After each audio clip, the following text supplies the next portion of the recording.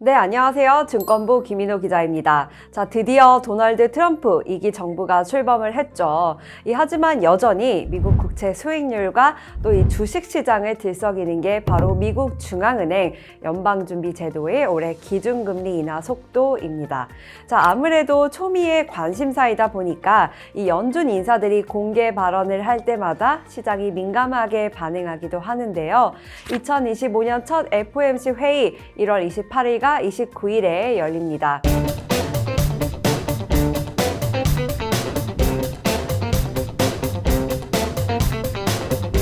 지난번 한국은행이 우리나라 경제의 어려움을 강조하면서 그럼에도 불구하고 연 3%인 기준금리를 동결할 수밖에 없었는데요.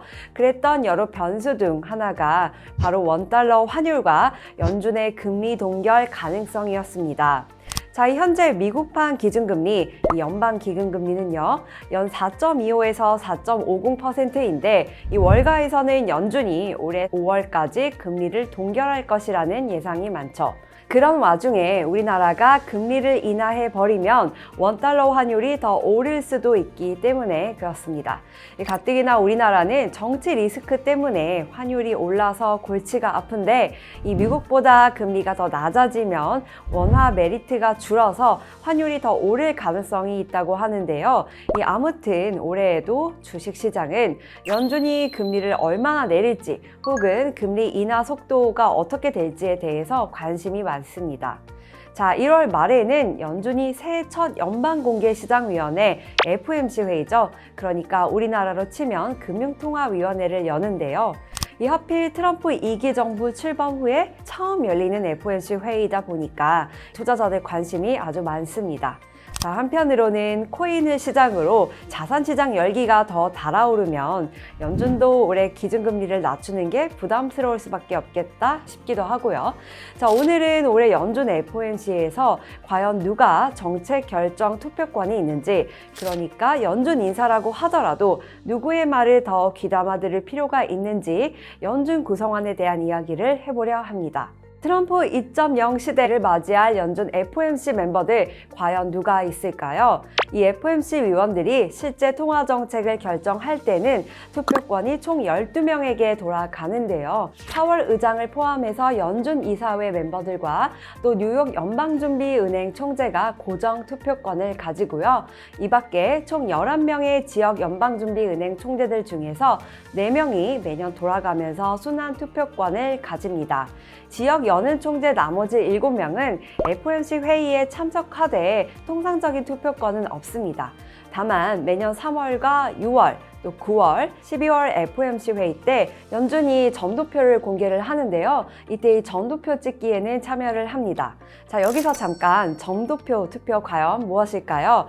매년 분기 말이죠. 아까 나온 3월, 6월, 9월, 12월에 연준이 FOMC 회의를 열고 분기별 경제 전망과 또 앞으로의 경제 분석을 하는데요. 이 회의에서 앞으로 통화 정책을 어떻게 할지 각자 무기명으로 투표를 하는 것을 말합니다. 특히나 이제 기준금리와 관련해서 일정 시점에 금리를 몇 번 올릴지 점을 찍어서 의사표시를 하기 때문에 점도표라고 불립니다. 자, 아무튼 뉴욕을 제외한 나머지 11곳 지역 연방준비은행 총재들이 매년 돌아가면서 투표를 하다 보니까 대체로 3년 주기로 순서가 돌아온다고 해요. 하지만 시카고 연은과 클리블랜드 연은은 2년 주기로 투표권 순서가 돌아온다고 합니다. 자, 시카고와 클리블랜드 연은 총재는 자기가 투표권이 없을 때라 하더라도요, 투표권 공석이 생기는 경우에 대신 투표에 참여하기도 합니다. 자, 가장 최근 사례를 보면요. 2024년에 클리블랜드 연은이 순환 투표권을 가지고 있었거든요. 그런데 이 당시 로레타 메스터 클리블랜드 연은 총재가 나이 때문에 같은 해 6월 말 은퇴를 하게 됐고 일시적으로 공석 상태가 되었습니다. 이 상황에서 2024년 7월 FOMC 회의가 열렸는데요. 이때 바로 오스탄 굴스비 시카고 연은 총재가 클리블랜드 연은 총재 대신해서 투표에 참여를 했습니다. 2025년 올해 순환 투표권을 가진 4명 과연 누구일까요? 수전 콜린스 보스턴 연은 총재, 오스탄 골스비 시카고 연은 총재, 알베르토 무살럼 세인트로이스 연은 총재, 제프리 슈미드 캔자스 시티 연은 총재입니다. 콜린스 보스턴 연은 총재와 골스비 시카고 연은 총재는 둘 다 학계 출신이라는 점이 공통적인데요. 콜린스 총재는 중도파로도 불리고 골스비 총재는 상대적으로 비둘기파로 분류가 됩니다. 특히 골스비 총재는 이 버락 오바마 대통령 시절이죠. 2010년부터 2011년까지 백악관 경제자문위원회 위원장을 지낸 적이 있어서 종종 주목을 받는 인물입니다.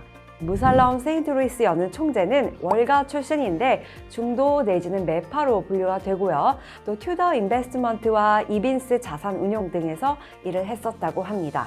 슈미드 캔자스 시티 연은 총재 역시 금융인 출신인데 이분은 매파로 분류가 됩니다.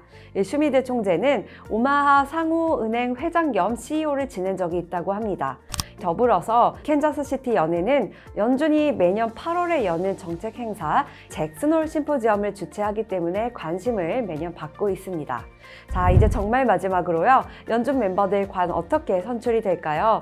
파월 의장과 연준 이사회 멤버들은요. 미국 대통령이 임명을 하고 상원 인준을 거칩니다. 하지만 뉴욕 연은을 포함한 12곳 지역 연은 총재는요.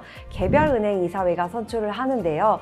이사회는 통상 기업이나 비영리 재단 임원들로 구성이 됩니다. 자, 오늘은 여기까지입니다. 새해 복 많이 받으시고요. 감사합니다.